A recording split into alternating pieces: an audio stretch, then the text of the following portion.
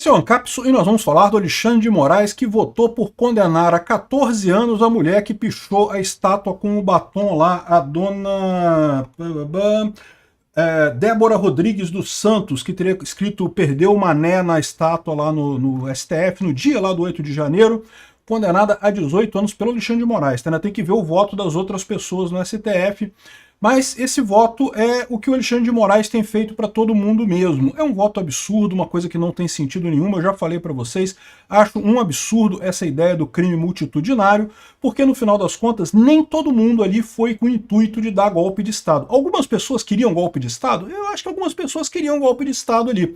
Mas a maior parte das pessoas estava protestando contra o que julgava ser uma eleição fraudada, uma eleição ilegítima.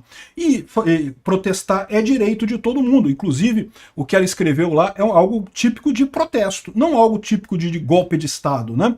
Enfim, vamos entender esse caso aqui. É um absurdo essa pena que o Alexandre de Moraes está colocando, mas, de novo, é isso que tem sido o padrão nessas penas do STF, tá? Eu não me surpreenderia se no final ela fosse condenada também a 14 anos pelos outros ministros também. Essa notícia foi sugerida por Cupincha Libertário, Moraes pede asilo à barba do Peter e várias outras pessoas. Obrigado aí ao pessoal que sugeriu notícias lá no nosso site, no visãolibertaria.com, e obrigado a você que está assistindo o nosso vídeo. Se você gosta do nosso conteúdo, por favor, deixe o seu like, se inscreva aqui no canal, né? Pois bem, Alexandre de Moraes votou por condenar a 14 anos a mulher que pichou estátua com batom. A dona Débora Rodrigues dos Santos pichou a estátua lá da Justiça com batom. Batom é uma coisa que sai imediatamente, é só jogar água, ou seja, não teve dano nenhum causado por ela. E qual foi o fundamento dele? Foi justamente aquela questão que eu já mencionei para vocês, do crime multitudinário, né? Então o ministro entendeu que deve ser condenada pelos crimes de associação criminosa, tentativa de abolição do Estado Democrático de Direito, não sei o que lá, não sei o que lá.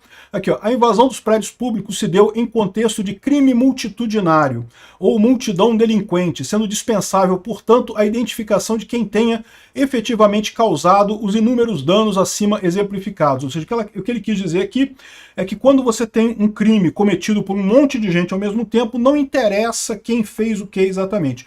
Isso é uma coisa muito perigosa, tá? Eu concordo que em alguns crimes realmente isso é uma coisa aplicável, que não tem como diferenciar o que aconteceu, mas num caso sério como esse, em que os crimes são atentado ao Estado Democrático de Direito e coisa e tal, você tem que diferenciar a pena. Você não pode presumir que estava todo mundo ali com a mesma intenção, né? Até porque essas manifestações todas têm a diversidade de intenções patentes nessas organizações. Todas essas manifestações que eu participei, desde do impeachment da Dilma lá em 2014, coisa e tal, sempre teve essa situação. Tinha gente de todo tipo. Tinha gente que queria golpe militar, tinha gente pedindo golpe militar, sempre teve uma multidão de maluco, um grupo de maluco nessas manifestações. Isso quer dizer que todo mundo quer golpe militar? Não, ao contrário, a maior parte não quer. E assim foram todas as manifestações. Você tem pessoas que queriam coisas diferentes. Alguns queriam impeachment da Dilma, outros queriam impeachment e prisão do Lula, queriam sei lá o quê.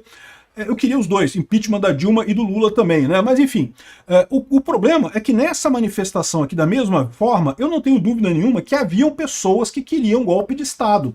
Aí o engraçado é isso, ele fala aqui, ó, que a invasão dos prédios públicos se deu em contexto de crime multitudinário ou multidão delinquente. Só que ele usa essa ideia para culpar por todos os crimes que estão sendo colocados ali, não apenas pelo dano e invasão. Porque veja, olha só, qual que foi a sentença dele, né? Foi pelo crime do 359L, abolição violenta do Estado Democrático de Direito, pena de 4 anos e 6 meses. 359M, que é golpe de Estado, pena de 5 anos de reclusão. Agora, repara, isso daqui tem um problema. Porque isso daqui não foi multitudinário. Isso daqui, tinha gente lá que queria esse tipo de coisa. Eu não tenho dúvida nenhuma que haviam pessoas no meio da multidão do dia 8 de janeiro que queriam essas coisas mesmo, que achavam que quebrando tudo o exército iria intervir ou alguma coisa assim. Isso é verdade para todo mundo? Não, não é para todo mundo. Como é que você sabe que é para ela? E se você olhar aqui, ó, 163 é o artigo do dano público, né? Então ela causou dano. A pena do dano é 1 ano e 6 meses de detenção. Então você poderia dizer, a justificativa que ele deu para o crime multitudinário seria aplicável a 1 ano e 6 meses de prisão, que eu acho que é razoável. Eu acho que o pessoal tem que ser punido. O pessoal quebrou um monte de coisa lá, aquilo ali é errado. Ah, mas o PT fez isso também. Também tinham que punir o pessoal do PT. Você não pode dizer que, porque não puniram aquele pessoal, não pode punir agora. Não, o crime é de dano público. Tem que punir quem causou dano público, tem que punir também o pessoal por coisa. Mas tem que punir pelo 1 ano e 6 meses de reclusão, que provavelmente ela já cumpriu nesse período aí que ela está sendo investigada com prisão preventiva e coisa e tal. O grande erro dessa história é justamente botar no artigo 359L e 359M como dentro do crime de multitudinário, porque não havia esse consenso entre todas as pessoas que estavam lá. Se não havia esse consenso entre todas as pessoas que estavam lá, eles têm que identificar a ação individual, quem fez alguma coisa realmente com esse intuito de cometer um golpe, né?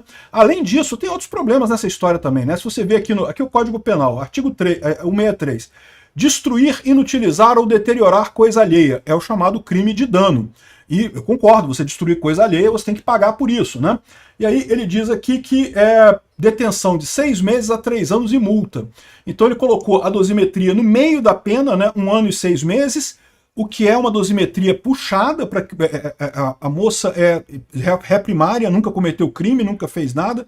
Então, 1 ano, metade da pena, dosimetria no meio da pena, isso não se faz com iniciante, né? Com crime, com pessoa que está cometendo crime pela primeira vez. Mas, de novo, se você considerar isso daqui, esse crime aqui faz sentido ela pagar por ele. Agora, o problema todo é o 359L e o 359M, que são justamente os crimes a antiga Lei de Segurança Nacional, né? Que eu já falei para vocês que essa Lei de Segurança Nacional é um resquício da ditadura. Depois que terminou a ditadura militar brasileira, ela ficou parada, ninguém tinha coragem de condenar ninguém por isso daqui. Ficou parada exatamente o período em que o Brasil era democrático, até que o Alexandre de Moraes chegou e implantou uma nova ditadura aqui no Brasil. Voltamos a usar a Lei de Segurança Nacional, voltamos a abrir inquéritos intermináveis que são usados para punir pessoas, tudo igualzinho na era da ditadura militar brasileira. Aqui, ó, ainda tem mais um absurdo nessa história aqui, né? Se você olhar aqui o 359, aqui, ó, 359L e 359M, são os dois casos aqui. 359L, tentar com emprego de violência ou grave ameaça. Ela batom na estátua é violência? Não, não é violência, vou parar com isso. Tentar com emprego de violência ou grave ameaça abolir o Estado Democrático de Direito, impedindo ou restringindo o exercício de poderes constitucionais. Qual poder constitucional foi restrito nessa manifestação, nesse quebra-quebra? Nenhum. Não tinha ninguém no Congresso, não tinha ninguém no STF, não tinha ninguém no Planalto. Mas quebraram as coisas, eu não sei o que lá. Mas tudo isso você faz em outro lugar. Nada dos exercícios dos direitos constitucionais foi impedido com essa manifestação. E não foi usado violência ou grave ameaça, pelo menos no caso dela. O caso dela, ela escreveu na estátua ali. Outros que quebraram coisa, você pode alegar que realmente usaram violência nesse processo, né? De novo aqui, a reclusão de 4 a 8 anos, ele botou a dosimetria no meio do caminho aqui, ó, 4 anos e 6 meses. Não, aqui ele botou pertinho do limite mínimo, tá correto aqui a dosimetria. Agora, 359M, golpe de Estado, que é o seguinte, aqui, tentar depor por meio de violência ou grave ameaça governo legitimamente constituído. E, de novo, aqui tem 2 erros nessa história. Primeiro erro nessa história, cadê a violência da dona, como é que é o nome dela mesmo? Débora. Cadê a violência da dona Débora? Ela usou violência com o batom na estátua? Que história é essa? Não tem violência. Se não tem violência, ela não cai no 359M. Isso sem contar no bis in idem que você tem aqui, né? Bis in idem é quando, para cometer um crime, você precisa cometer outro. Se você precisa cometer outro, os crimes se unem e você só usa a pena mais forte dos dois. Então, nesse caso aqui, você não tem como depor um governo legitimamente constituído sem abolir o Estado Democrático de Direito, por óbvio. Né? Ou seja, a tentativa de abolição do Estado Democrático de Direito, você precisa fazer isso para depor um presidente. Né?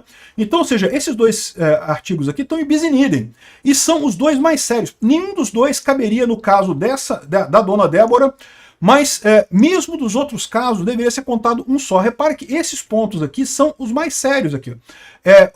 4 anos e 6 meses de cadeia e 5 anos de cadeia. Aqui já deu 9 anos de cadeia. O resto, que é o dano eu acho que tinha que pagar mesmo. Quem causou algum dano tem que pagar. É questionável no caso da Débora, tá? É questionável porque o batom, você passa uma água ali e acaba com isso, né?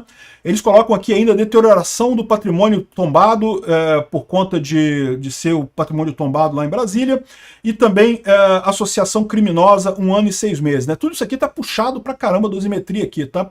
Esse aqui do 359M também, 5 anos de reclusão, tá puxado a dosimetria para quem é réu primário, né?